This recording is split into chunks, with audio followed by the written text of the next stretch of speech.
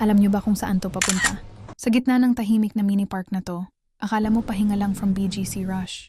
Pero paglabas mo dito, boom, ibang mundo agad. Ayan na, yung famous red pink house ng mini park. Parang time capsule siya.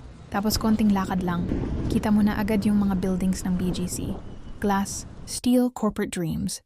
Habang naglalakad ako dito sa loob ng mini park, mapapansin mo iba-ibang klase ng tao, iba-ibang lakad ng buhay.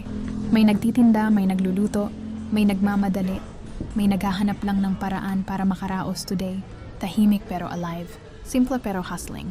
Ang hindi alam ng marami, sobrang importante ng lugar na to para sa mga nagtatrabaho sa BGC.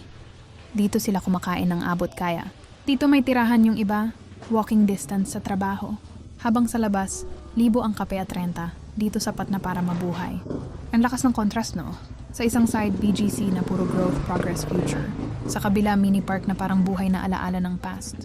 Isang paalala kung paano nagsimula lahat.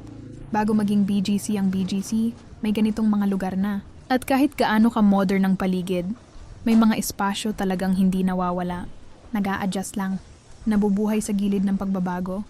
Habang tuloy ang lakad, mapapansin mo rin kung gaano kasikip yung mga daanan. Halos dikit-dikit. May tindahan sa gilid, may karinderya, may sari-sari. Lahat nasa pathway. Hindi aesthetic pero functional. Hindi curated pero totoong buhay. Ito yung lugar na hindi mo mapapansin kung hindi ka maglalakad.